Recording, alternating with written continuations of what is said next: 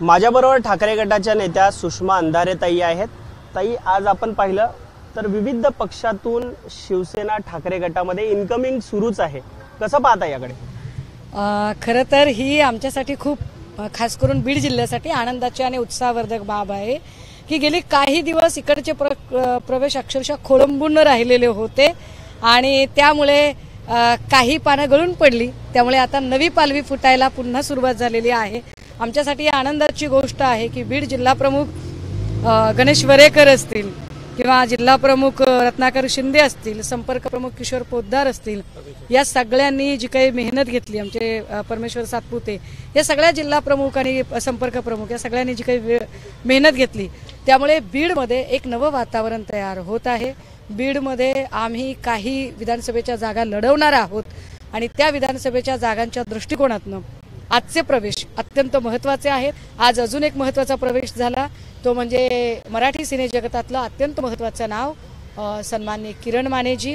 किरण माने यांनी प्रवेश करण्याच्या आधी सन्माननीय पक्षप्रमुखांच्या सोबत अगदी बैजवार चर्चा केली, त्यांचे अनेक मुद्दे त्यांनी क्लिअर केले आणि त्यांनाही अगदी काही दिवसातच पक्ष एक चांगली जबाबदारी सोपवत आहे आणि त्या जबाबदारीच्या सह किरण माने सुद्धा लवकरच पक्षामध्ये सक्रिय होत आहे। पक्ष संघटनेसाठी आणि आगामी निवडणुकांच्या पार्श्वभूमीवर ही चांगली तयारी सुरू आहे, मात्र तुम्ही महाविकास आघाडीचा एक प्रमुख पक्ष आहात, तुमच्यामध्ये मतभेद कुठेतरी पाहायला मिळतात। आपण पाहिलं तर साऊथ मुंबईची जी जागा आहे त्यावरून आता मतभेद सुरू झालेले आहेत। मिलिंद देवरा यांनी सांगितलेलं आहे की महाविकास आघाडीला ही आगामी निवडणूक आहे ती सोपी नाहीये, कोणीही अशा स्टेटमेंट करू नका वाद निर्माण करणाऱ्या।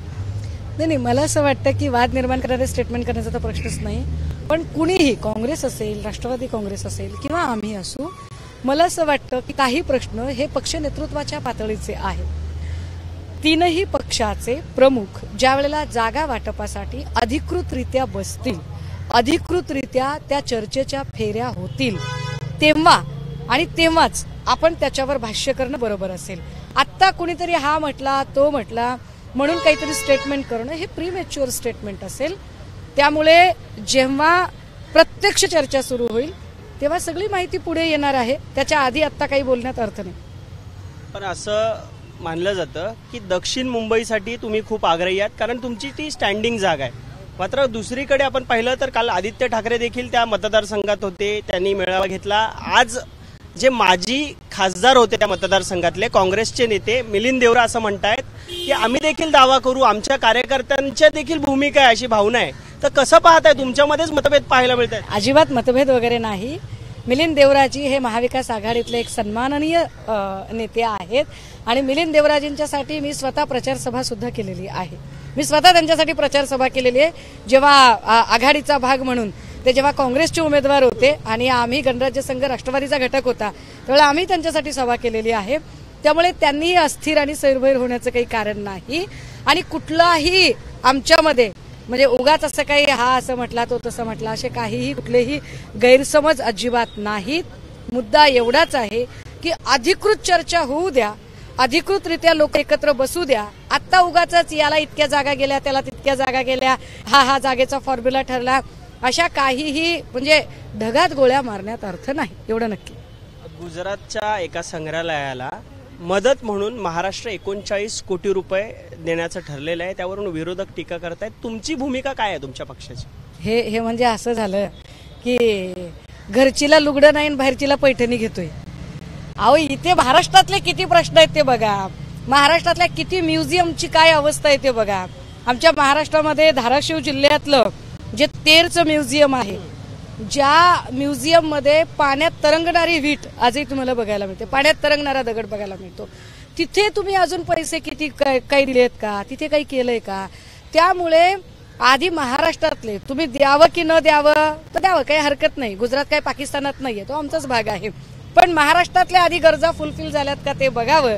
फक्त आणि फक्त तुम्हाला मुख्यमंत्री केलंय म्हणून त्याची परतफेड म्हणून, त्या उपकारांची उत्तराई म्हणून जर सगळंच गुजरातला नेणार असाल तर मग मुख्यमंत्री सुद्धा गुजरातचाच घेऊन आपण चालूया काम, कशाला मुख्यमंत्री तरी इथला ठेवायचा, असं आहे ते सगळं। एक शेवटचा प्रश्न असा, 2च दिवस राहिलेत शिवसेना पात्रते संदर्भात अध्यक्ष निकाल देणार आहेत.